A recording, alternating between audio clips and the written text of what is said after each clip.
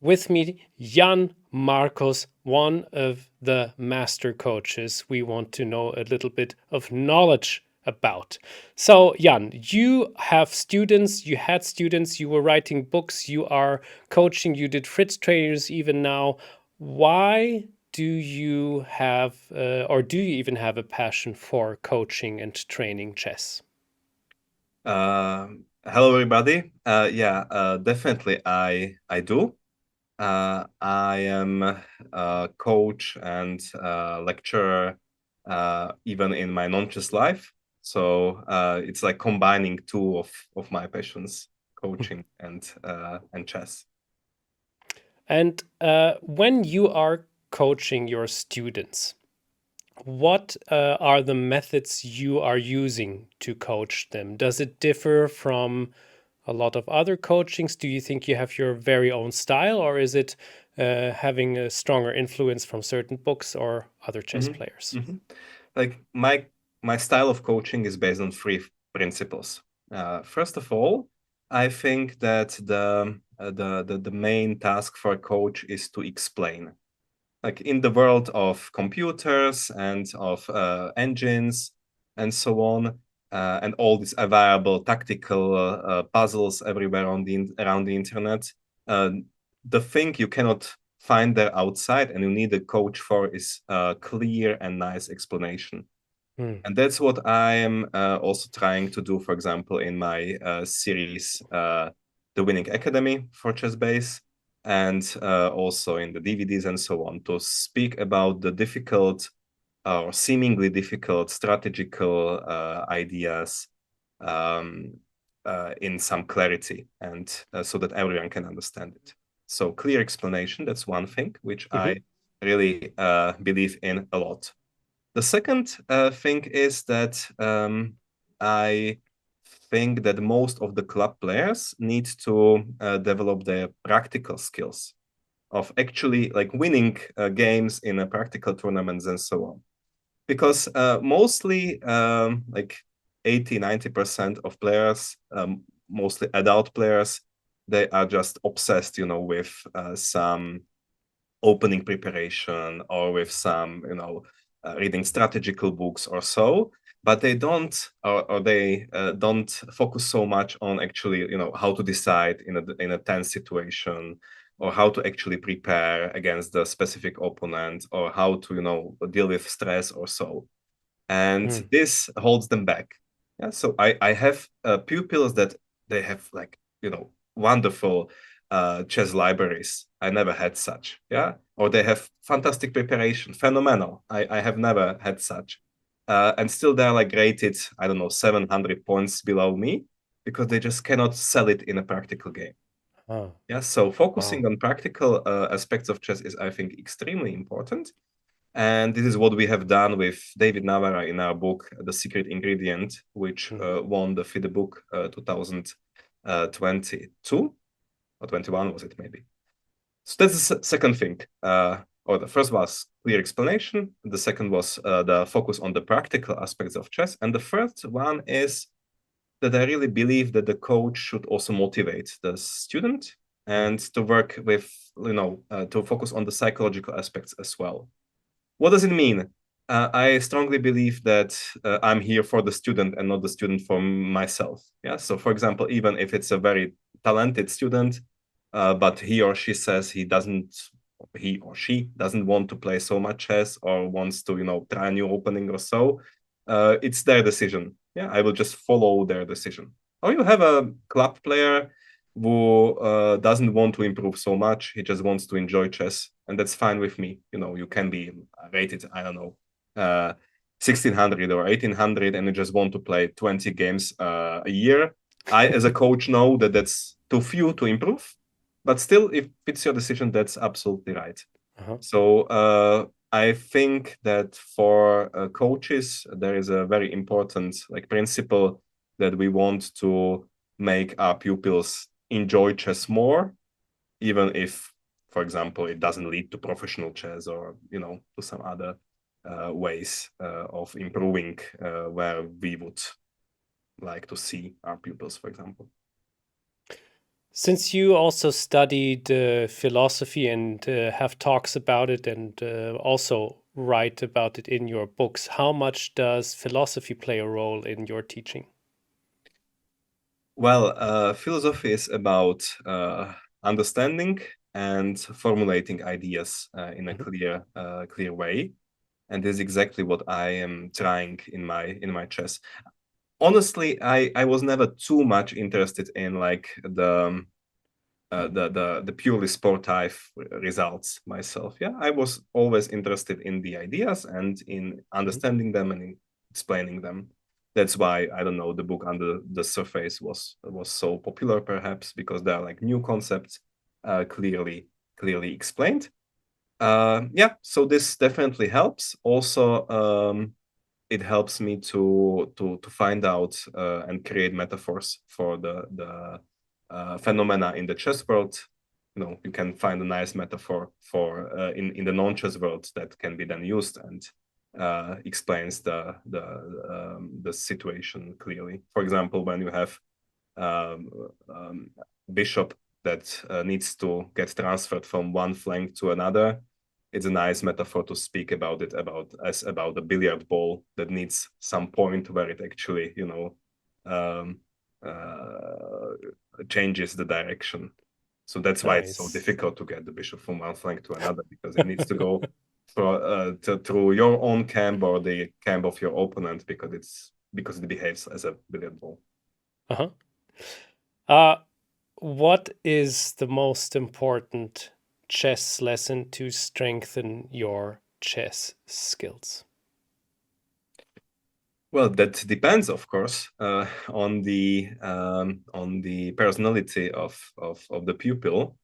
But if we take a model person, which is a huge part of, or a huge portion of my pupils, are people who used to play chess when they were younger, and then there were kids and job and everything, and then now they are returning. Yeah, so they don't have so much time, and they have family and their own career and so on. And so what should they do to improve in chess so that it doesn't cost them, like, you know, all their time or so? Well, first of all, it's tactics. You always need to work a lot on tactics, because it's like, you know, playing chess without tactics is like trying to draw without a sharpened pencil. You know, you don't have a sharpened pencil, you cannot work. So tactics, then maybe reading some interesting books, and also um, to find some nice relation between playing and training. Yeah, because if you train a lot Mhm. and you don't play, it wouldn't tell, and you would get frustrated. If you play a lot and you don't do anything with your chess, you would get bad results and also get frustrated. But no, mostly these family guys, they don't get to play enough. Yeah, and that's a problem, because if you just work hours and hours on your chess and then you get like 15 games a year, that might be a problem. Okay, so if I can tell now, how important is it to, or how often should you actually play? Because you mentioned it twice now that like Yeah. 10, 20 games are maybe a little too less a year. How often should you play to improve? Yeah, well, a professional player like top GM normally plays 80 till 110 or so games per year. That's of course outside the reach of Sure. any people, any guy who has got a job. So that's a bit problematic. But 30 games per year should be such a minimum Huh. to hold your level. And if you are ambitious and you really want to improve and work on your chess, you should double the amount. Yeah, 60 is 50, 60 is very nice. Yeah. Mm-hmm. Mm-hmm. So, Mm-hmm. but that's usually the case for, you know, teenage boys or girls who really want to improve and they're hoping that they might get to the professional level. But normally you should play at least, I don't know, yeah, these 30 games, which is like, I don't know, one league or two leagues plus two tournaments or something like that. talking about teenage or younger ones who grow up with the internet and probably also with online gaming, how much do you think it affects the players to play Blitz or even bullet games? And should they even consider playing online a lot, or does it maybe even harm them? Yeah, it's sad to say, but I'm already, not the youngest generation. So I didn't grow up on bullet games and so, but I respect that. Yeah, that's also, you can have a look at Nakamura and likes. They just, were playing millions of bullet games and still are very, very, very strong players. So um, I'm telling to my younger pupils that normally you should, if it makes fun, you should play some blitz games. Why not? But you should play uh, so few blitz games so that you can hold certain level, and you should always return to them and to try to get some knowledge or experience or anything out of them. Sometimes we are also analyzing the blitz games with our pupils, not because we want to say, okay, you played this blitz game badly. Of course, everyone plays badly blitz games except of Magnus, but maybe there's some interesting, I don't know, structure or anything. So yeah, why not? But there should be some reflection on your games, like generally, and also on the blitz games. And definitely it shouldn't be like, just playing half asleep just because you have nothing better to do. Yeah, it shouldn't be an obsession. Two more questions. What should a chess beginner focus on? And by chess beginners, I mean somebody who has, let's say, a rating between 800 and 1600, maybe a pure beginner who just started to know how the pieces are moving, till an even club player who's in the club for some years now, but just has a certain level. Mm-hmm. One thing which I would care a lot for is passion. That it's sometimes it's counterproductive to just try to train a lot, and then one would lose the passion after, I don't know, 20,000 of diagrams and everything, and they would just say, okay, I can never manage this. This is too difficult. I'm getting out of this business. We don't want that. Yeah. So we should, like as chess beginners, we should enjoy chess and also look for means how to enjoy chess more. Yeah. For example, if you can do, or you can master at least the basic tactics, that means that you would enjoy the games more because you wouldn't lose every second or third game by giving a piece or whatever. Yeah, so that's one thing. Like try to care for your passion in chess and try to do what you actually like in chess, and also try to improve your tactics a little bit so that you can enjoy chess more and more. And yeah, and you should play, of course, yeah, and reflect on the games. So that's quite nice. But normally there are also some don'ts. Yeah, you shouldn't do much openings. You shouldn't work too extremely hard because yeah, maybe it might be counterproductive or might not be worth it. Yeah, so that's what I would say. And contrary to that, what advice would you give to advanced chess players? That'll be 1600 plus, even club players who are playing in the league for all the time, for a lot of time, reaching 2000 and maybe even a bit higher ratings. Yeah, much depends on the motivation of the person. Yeah, if it's a growing young player, he should try to work more on for example, drilling tactics and things that you usually don't enjoy so much. It's different for a middle-aged man who like doesn't want to improve too much, just enjoy chess. So that's Yeah. the different stories. But like generally, on this higher level, strategical concepts and the overall chess culture kicks in a little bit more, and it's important to take it into account a little bit more. So you might start reading good books, getting a coach,